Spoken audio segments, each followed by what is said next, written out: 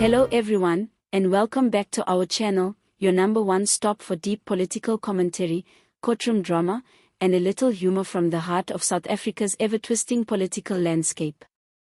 Today, we dive into yet another headline that has sent ripples through the legal and political world, a story involving one of South Africa's most controversial former presidents, Jacob Zuma, and the ever-persistent, ever-theatrical Advocate Dali Mpofu.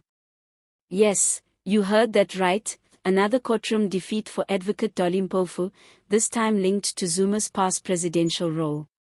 And to make matters even more dramatic, the court not only ruled against Zuma but also hit him with a cost order, meaning the former president will have to dig even deeper into his already strained pockets to pay for the legal costs of yet another failed court battle.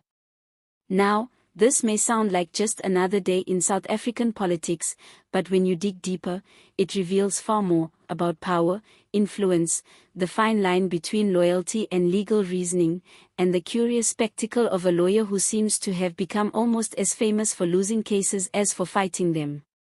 Let's unpack this one carefully.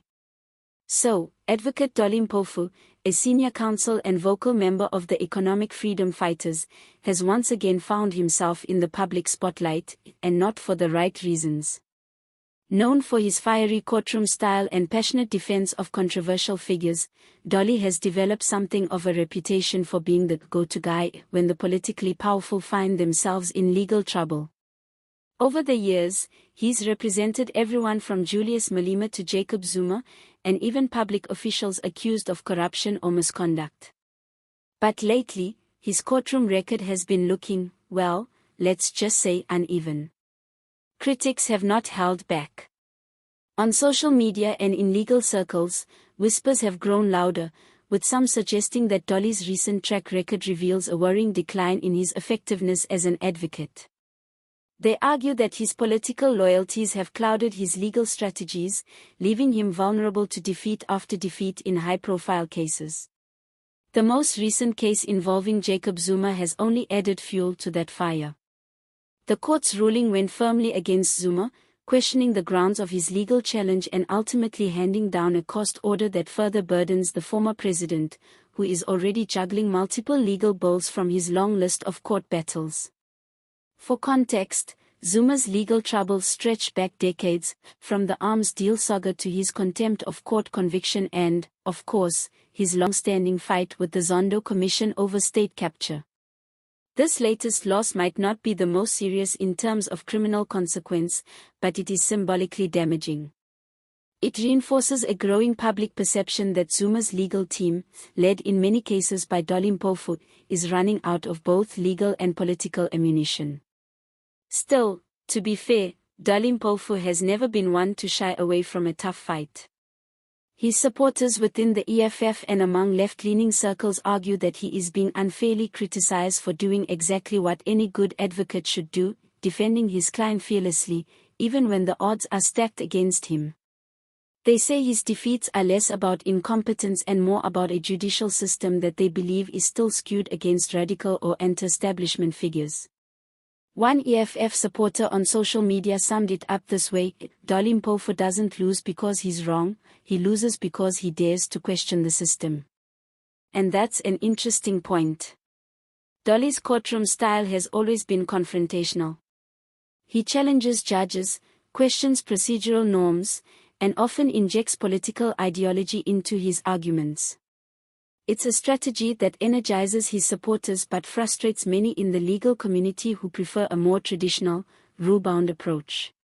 But let's be honest, love him or hate him, you can't deny that Dali Mpofu has flair. When he walks into court, it's a performance. The tone, the drama, the hand gestures, the way he turns even a technical point of law into a political sermon, it's vintage Dali. Some call it brilliant advocacy, others call it theatrics. Either way, it gets people talking.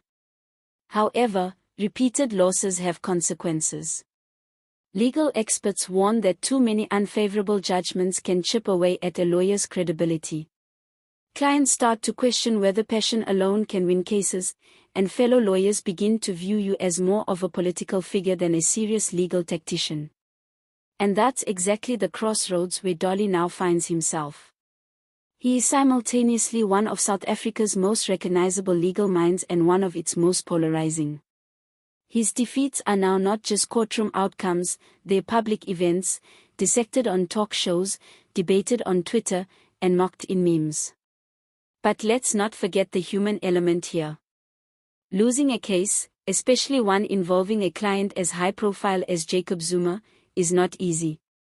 The legal process is grueling, and outcomes often hinge on fine technicalities. No advocate, no matter how skilled, wins every battle. In fact, many of South Africa's greatest legal minds have faced long streaks of losses in politically sensitive cases. Still, there's something symbolic about this particular defeat.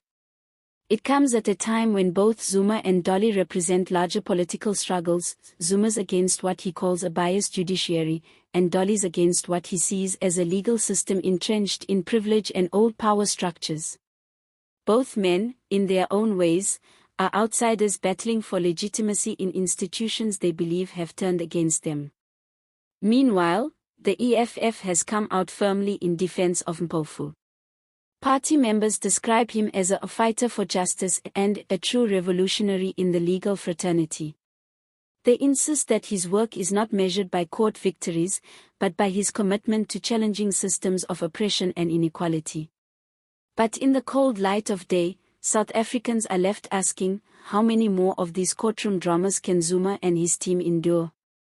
The financial strain, the reputational damage, and the growing perception that every new case ends in another loss, it's starting to weigh heavily.